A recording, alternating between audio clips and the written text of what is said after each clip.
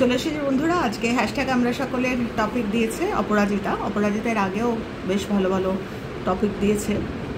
তো আজকের টপিকটা যেটা দিয়েছে সেটা হচ্ছে বন্ধুত্ব দেশ কাল ধর্ম সমস্ত কিছুর বাইরে গিয়ে, সমস্ত গণ্ডির বাইরে গিয়ে একটা বন্ধুত্ব। তো একদম ঠিক কথা। বন্ধুত্বের ক্ষেত্রে কোনো রকম কিন্তু কোনো রেস্ট্রিকশনই চলে না, সেটা যে কোনো কিছুই হোক। আর ওই যে একটা বলেছে না কালের বাইরে গিয়ে, আমি তাই মনে মনে ভাবছি যে বন্ধুত্ব এমন না যে বন্ধুত্বটা ওই ট্রান্সেন্ড করে, মানে প্রচুর এরকম গল্প আছে যে গত জীবনে এত ভালো বন্ধুত্ব ছিল। এবং আমি জানি না তোমরা এটা ফিল করবে কি না, এটা আমি কিন্তু খুব ফিল করি। মানে প্রচুর আমার এরকম অভিজ্ঞতা আছে যে বন্ধু মানেই যে যেরকম আমরা সবসময় ভাবি না, বন্ধুত্ব মানেই আমি তার একটু আলোটা ঠিক করে নিই, এই ঘরে আলোটা একটু কম। তো আমরা সবসময় ভাবি না যে বন্ধু মানেই বোধহয় একরকম, যেরকম আমরা বন্ধু ভাবি। বন্ধুত্বর কিন্তু কোনো চেহারা হয় না। বন্ধুত্ব যেরকম সন্তান বন্ধু হতে পারে, স্বামী বন্ধু হতে পারে, বন্ধু হতে পারে। মানে যেরকম আমরা বন্ধু ভাবলে যেরকম ভাবি, যেরকম আমার বেস্ট ফ্রেন্ড হচ্ছে, তোমাদের অনেকবার বলেছি, সুপর্ণা। তো আমার প্রচুর বন্ধু, কিন্তু সুপর্ণার সাথে আমার একটা অন্যরকম, একেবারেই অন্যরকম একটা সম্পর্ক ওর সাথে। তো সেটাই বলছি, বন্ধুত্বে কিন্তু কোনো পারফেক্ট একটা চেহারা হয় না, যে স্কুলের বন্ধু, কলেজের বন্ধু 100বার সেরকম তো আছেই। এছাড়াও কিন্তু বন্ধুত্ব হয়, বন্ধুত্বের কোনো ফিক্সড কোনো চেহারা হয় না। তো একটা বাড়ির পোষ্য, সেও বন্ধু হয়। তো এরকম প্রচুর আছে যে মানে পরবর্তী মানে ট্রান্সেন্ড করে। বলছি না যে এতটাই বন্ধুত্ব ওর সাথে, যেরকম একটি পোষ্যর গল্প তোমাদের আমি করেছিলাম, যে ওই যখনই একটা জায়গায় টপিকটার একটা জায়গা রয়েছে না কালের বাইরে, মানে দেশ ধর্ম এই সমস্ত গণ্ডির বাইরে কালের যে গণ্ডি, মানে সময়ের যে গণ্ডি, সেটার বাইরেও কিন্তু বন্ধুত্ব থেকে যায়। তো ওই যে পোষ্যটির কথা বলছিলাম, পোষ্যটিকে এত ভালোবাসতো আমাদের বিশেষ পরিচিত কেন, আমার জীবনেও হয়েছে। আমি ভয়ের চোটে বলি না আসলে, মানে আমারও খুব চেনা লাগে। আমার যে পোষ্যটি ছিল, একটা ছোট্ট স্পিটস ছিল, চোখের সামনে হাতে করে আমার মায়ের হাতে বড় হলো। দিয়েছিল আমার কর্তা প্রসেনজিৎ। তখন আমার সঙ্গে প্রসেনজিতের একটা সম্পর্ক মানে হয়েছে, মানে আমরা তখন ওই মানে একটা কোর্টশিপ মতো, মানে বন্ধুত্বের একটা ইয়েতে রয়েছে, একসাথেই পড়াশোনা, বিয়ে টিয়ে ঠিক হচ্ছে ওই রকম একটা টাইমে। তো একদিন কথায় ওই একটা ইয়ে হয়েছিল যে যদি সাংবাদিকতায়, আমি ওই সবসময় পুলিশ বলতাম, আর ওরা হাসাহাসি করতো, হ্যাঁ ভালো করে গুছিয়ে কথা বলতে পারে না, পুলিশ হবে, এখন সাংবাদিকতা নিয়েছো, দেখো এটা আদৌ পাস করতে পারো কিনা। মজা করেই বলেছিল, আমি মজা করেই চ্যালেঞ্জটা নিয়ে বলেছিলাম যে আমি সাংবাদিকতায় যদি ভালো রেজাল্ট করতে পারি তবে তোমরা বুঝবে। তখন হেসেছিল। তো আমাকে তখন ওই ওপেন চ্যালেঞ্জে আমায় বলেছিল, তুমি যদি ভালো রেজাল্ট করতে পারো, আমি তো ফার্স্ট হয়েছিলাম, মানে একদম আওয়াল বলে না, যে প্রথম হয়েছিলাম, ফার্স্ট, মানে দুটো যে ইয়ারলি যে পরীক্ষাগুলো, সেমিস্টারগুলোতে তো হতামই, হায়েস্ট আসতাম। আর একটা সেমিস্টারে আমি হতাম, একটা সেমিস্টারে মহাশ্বেতা হতো। এরকম করতে করতে দুটো বছরে যে ফাইনাল দিয়েতে গিয়ে আমরা একদম ঘাড়ে নাম্বার ছিল।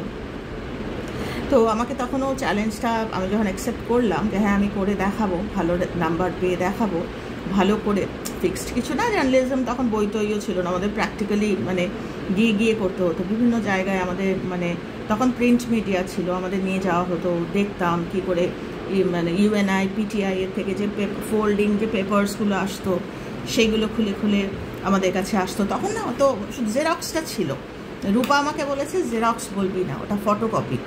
তো সবার থেকেই না সমানে পৃথিবীতে মানে এমন কিছু নেই যে শেখা বন্ধ হয়ে গেছে, শিখতেই থাকি। তো আমি সবসময় না জেরক্স বলি। তো রূপা মানে আমার বোন, যে আমাকে ও বলেছে একদম, দিদি তুই জেরক্স বলবি না, ফটোকপি বলবি। তাহলে ঠিক আছে, ফটোকপি বলবো। তো তখন ওই ফটোকপির খালি ছিল, ফটোকপি করে আমরা পড়তাম। তো বলেছিল যে ভালো রেজাল্ট করতে পারলে তাই তুমি যেটা চাইবে আমি তোমাকে একটা গিফট করে দেবো, মানে তোমাকে একটা গিফট দেবো। তো যাই হোক, তারপরেই কিন্তু ওই আমার একটা পোষ্যের খুব মানে ভীষণ, আমাদের বাড়িতে চিরদিনই মানে আমাদের বাবার দিকের বাড়িতে বড় সমস্ত পোষ্যরা ছিল।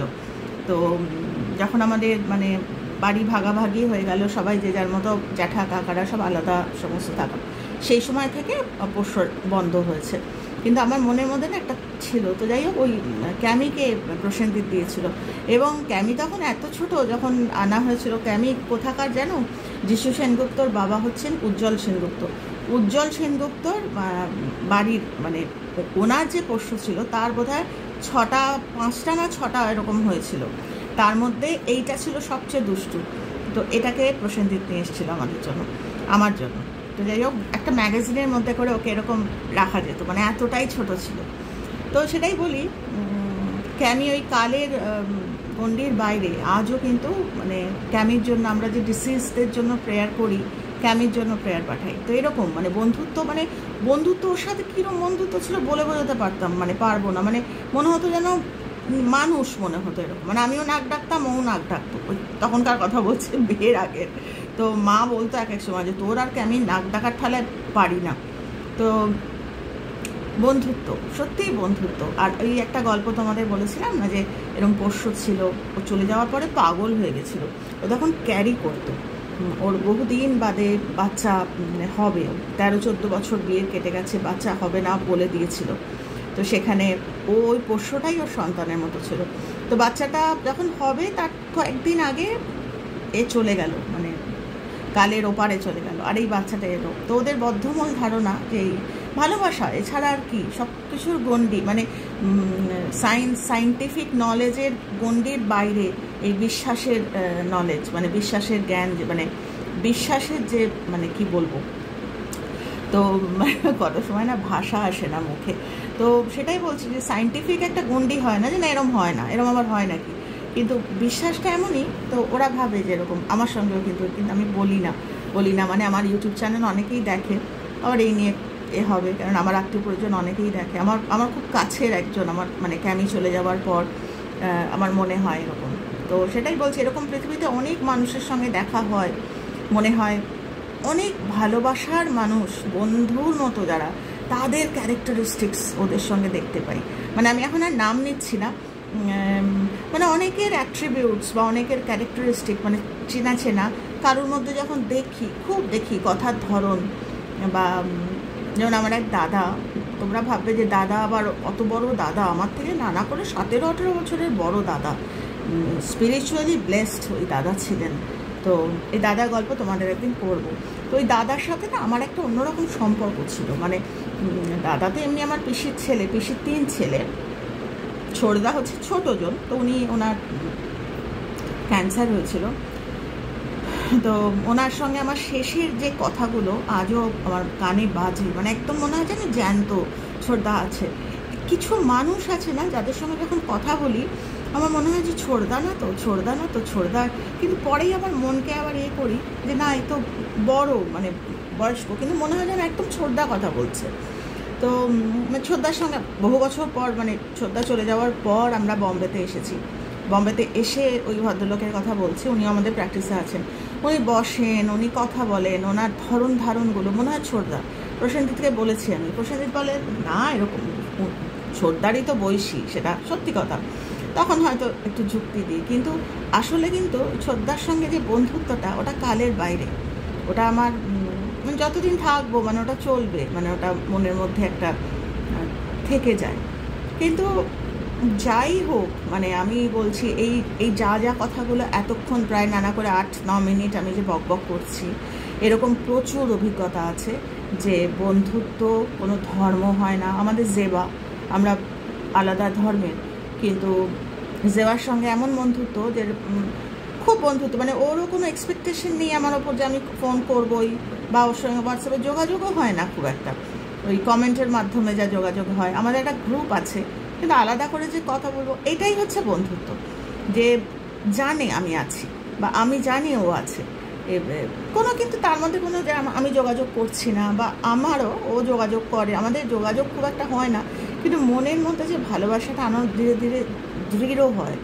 মনে হয় যে ওই কালের বাইরে, মনে হয় আগের জন্মে হয়তো ওর সঙ্গে, ও বলে অদ্ভুতভাবে যে হয়তো সে মেলে বিছড়ে হয়ে বলে না, সেই রকম হয়তো বোন ছিলাম। তো ভালোবাসা এছাড়া আর কী বলবো, এরকম প্রচুর মানুষ, আমি তো প্রচুর মানুষের সাথে মিশি, মানে একেবারে মানে প্রত্যাশার গণ্ডির বাইরে গিয়ে যদি বন্ধুত্বটাকে চেনা যায় না, এর থেকে ভালোবাসা, কেননা বন্ধুত্ব ওই যে কালের বাইরে, বারবার বলছি যে কালের বাইরে, বন্ধুত্বের ইটার্নিটি, মানে বন্ধুত্ব মানে একটা ভালোবাসার জায়গা, ওখানে প্রত্যাশা থাকবে না, মানে জোর করে ঠেলে আমাকে একটা একটা একটা ইয়েতে কনফারেন্স মতো ছিল রিসেন্টলি, আমাকে ইনভাইট করেছিল, আমি গিয়েছিলাম, তাতে ওই ফ্রেন্ডশিপের কথা হচ্ছিল, আমি বলছিলাম যে কেউ আমার বন্ধুত্ব হওয়ার আগে আমি তার বন্ধুত্ব হব, মানে বন্ধু হব, এইটা মানে আমি ভালোবাসি, ও আমার ভালোবাসলো, খোঁজ নিল, আমার কিছু যায় আসে না, আমি ভালোবাসি। এই যে মামুনি মানে সুপর্ণার কথা বলছি, অত দূরে থাকি, এত দূর হয়ে গেছে আমাদের, কিন্তু বন্ধুত্বটা কমে তো নেই, উপরন্তু ধীরে ধীরে কথা হয় না, কিন্তু একদম যোগাযোগ হয় না, কিন্তু বন্ধুত্বটা ঠাকুরের অসীম কৃপা, অটুট, মানে ও আমাকে কিছু বাদ দিয়ে ভাবতে পারে না, আমিও তাই, কিন্তু রোজ যে কথা হচ্ছে বা ওকে যোগাযোগ করিস না কেন, মানে একবারের জন্য না, এগুলো ভীষণ পেচি, মানে একদম মানে কি বলবো, মানে ওগুলোর থেকে যত বেরিয়ে আসবো না তত এগুলো আসলে বোঝা যায়, নাহলে কিন্তু ওই একটা লাইফেরই মানে খুব ওপর শ্যালো ফ্রাই করার মতো, সম্পর্কটাও যেন সেই ভাজা ভাজা করা শ্যালো। তা আমি সবসময় ওই ডুবো তেলে ভালোবাসি, যদিও ডুবো তেলে খাওয়া ভালো না, আমি সবাইকেই মানা করছি, যাই হোক। তো এখন যেটা আমি বলছি এতক্ষণ বকবক করার পর, এখন যা দিনকালটা পড়েছে, আমি সকলকেই বলবো, যদি বা ভালোবাসো, যদি বা বন্ধু হও, তাও দূরে থেকো, খুব কাছে নয়। মানে এখন আমি জানি না তোমরা আমার কথাটা কিভাবে নেবে, এখন কিন্তু যা দিনকাল পড়েছে না, এখন আগের দিন নেই যে আমি ভালোবাসি, মানে আমি তো আমার এক্সপিরিয়েন্স শেয়ার করেছি তোমাদের সাথে, যে আমি পরীক্ষায় ভালো রেজাল্ট করে বেরোনোর আনন্দ উপলব্ধি করতেই পারিনি, মামুনির রেজাল্ট জানতাম না বলে, তো গিয়ে দেখলাম যে ও আমার থেকেও ভালো রেজাল্ট করেছে, ওটা আলাদা ব্যাপার, কিন্তু ওরও বন্ধুত্ব। কিন্তু এখন বলবো এগুলোকে এনকারেজ না করা, ভালোবাসা অন্তরে রাখো, তার জন্য ভালো চাও, কিন্তু রোজ দেখা করতে হবে, সে যেখানে বলবে তার সাথে যেতেই হবে, না বললে সে পিয়ার প্রেশার, না বললেই একটা, আমি জানি না, আমি কিন্তু অনেক ডিপ গিয়ে অনেক কিছু এক্সপিরিয়েন্স বা অনেক কিছু শোনার বা অনেক চোখ নাক কানে মানে অনেক কিছু আসে, শুনি, তাই বলবো এখনকার বন্ধুত্বের চেহারা জীবনের চেহারার সাথে সাথে কিন্তু পাল্টেছে, এখন কিন্তু আগের মতো না, এখন আর আমরা যেরকম আগে কোলে উঠে বন্ধুত্ব, মানে একদম সেই কোলে ঝোলার মতো, বাচ্চারা যেমনি ঝোলে মায়ের কোলে, ওরকম বন্ধুত্ব একদম গলায়, এখন কিন্তু আমার মনে হয় যে একটু দূরে থাকাই ভালো, বন্ধুত্ব জায়গায় থাকবে, তুমি তোমার জায়গায় থাকবে, যেটা আসল সেটা হচ্ছে তার জন্য ভালো চাইবো, তার জন্য ভালো প্রার্থনা করব, তার জীবন যেন কি বলবো, যে যেরকম একটা আমরা করি না, যে আজকেই ভাবছিলাম বসে বসে যে ইয়া মৌলা सब माओं को শান্তি মে রাখ, মানে কী করে বোঝাই, যে ভগবানের কাছে প্রার্থনা করা যে পৃথিবীর যত মা আছে তাদের ভিতরটা যেন শান্তিতে থাকে, তো একদম ভিতরের কথা, তো এটা প্রার্থনা যে পৃথিবীর সমস্ত মায়েরা যেন জীবনে শান্তি পায়। তো তোমরা হয়তো জিজ্ঞেস করতে পারবে, যারা মা না তারা কি শান্তি পাবে না? নিশ্চয়ই পাবে, তারাও মা মানে কিন্তু কোনো একজন, যেটা বলছি বন্ধুত্বে কোনো চেহারা হয় না, একটা ছেলে সেও মা হতে পারে, মানে তারও ওই কম্প্যাশন, তারও স্নেহ, এরকম প্রচুর ঘটনা আছে। তো আমি বলছি ইয়া মৌলা সব মাও কো শান্তি মে রাখ, মানে যাদের ওই কম্প্যাশনেট মায়ের মনটা আছে তাদেরকে